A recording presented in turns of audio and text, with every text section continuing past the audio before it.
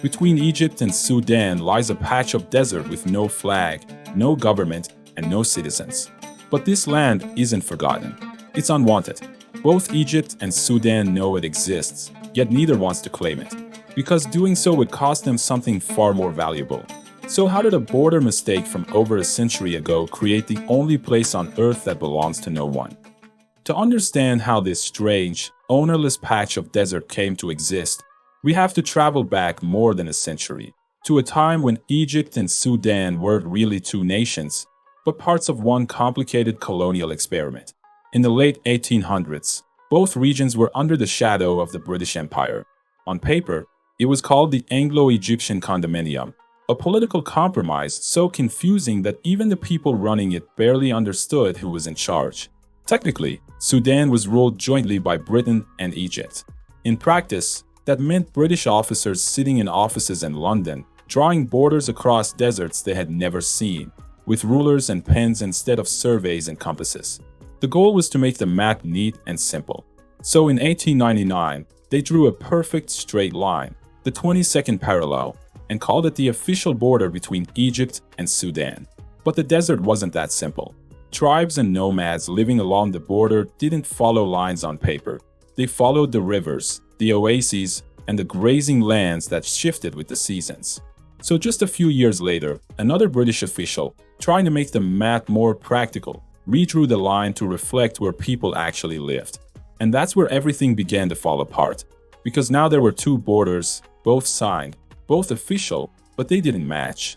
Each map gave Egypt and Sudan a different piece of land to lose. And more than 100 years later, that single mismatch still hasn't been fixed. When the dust settled, two different versions of the same desert had been drawn, and each side chose the one that suited them best. Egypt preferred the 1899 line, clean, geometric, drawn right along the 22nd parallel. It was simple to explain and easy to defend. Sudan, however, leaned on the 1902 administrative border, the one that curved with the movement of tribes, following valleys, riverbeds, and grazing lands that had defined life there for centuries. For most of the desert, the two borders almost overlapped, but not everywhere. Up north, the 1902 border pushed deep into the Red Sea coast, giving Sudan control of the Hala'ib Triangle, a fertile, mineral-rich region with fishing ports and access to trade routes. Egypt, of course, saw that as theirs. They had invested in those waters and considered Hala'ib part of their maritime pride. But a few hundred kilometers to the south, the map flipped the other way.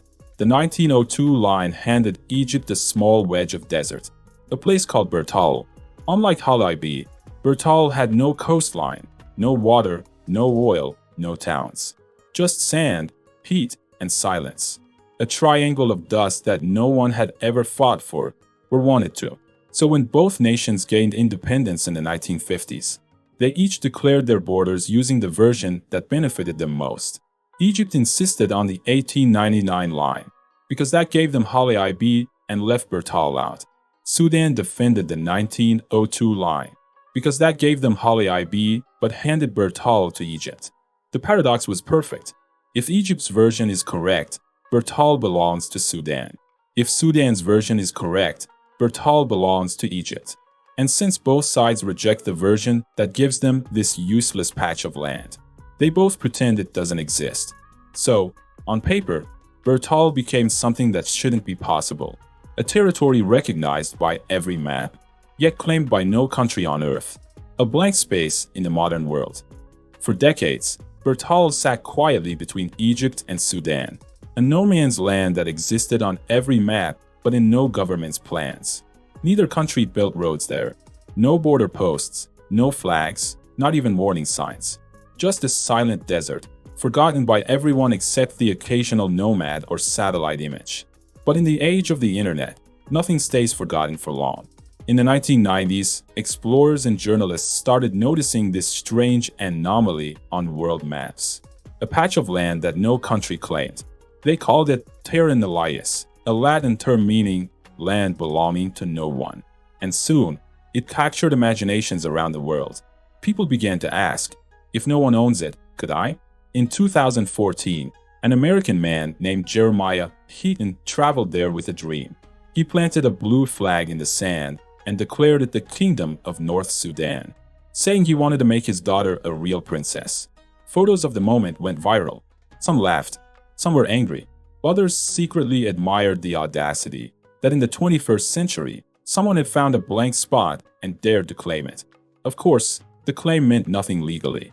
International law doesn't allow private citizens to create countries out of unclaimed land.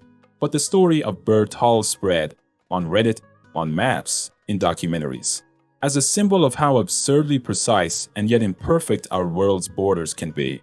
Today, dozens of people online claim to be citizens of imaginary nations based in Bir Tawil. Some see it as art, some as protest, others as a social experiment. Meanwhile, Egypt and Sudan quietly ignore it, each pretending that triangle of dust isn't their responsibility. And maybe that's what makes Bir Tawil so fascinating. It's not just a place without a flag. It's a reminder that every line on a map was once just a human decision, and that even in our hyper-connected world, there are still tiny corners left untouched by anyone's claim. So why doesn't anyone want Bir Tawil? The answer isn't just about geography, it's about pride, politics, and paperwork. For Egypt, claiming Bir Tawil would mean accepting the 1902 border, the one that hands the valuable Hala'ib Triangle to Sudan. For Sudan, claiming Bir Tawil would mean accepting the 1899 border, which would officially give Hala'ib to Egypt. Either way, taking Bir Tawil means losing something far more important. And so, both nations quietly agree, without ever saying it, to simply let Bir Tawil stay unclaimed, a mistake that neither side can correct, because fixing it would mean admitting they were wrong. So this triangle of sand has become a kind of diplomatic ghost. It exists, but no one dares to touch it. Satellites fly over it, researchers map it, yet no law, no passport, no government seal recognizes it. You can walk into Bir Tawil today and find nothing but wind, heat, and an eerie sense that you're standing outside of civilization. Not in the past, not in the future, just outside of it. And maybe that's the secret reason nobody wants it. Because Bir Tawil is more than just a political loophole.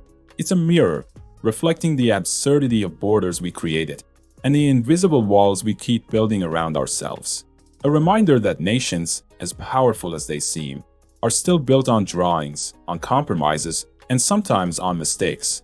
One wrong line, drawn more than 100 years ago, gave birth to a country that doesn't exist, and to a desert that belongs to no one.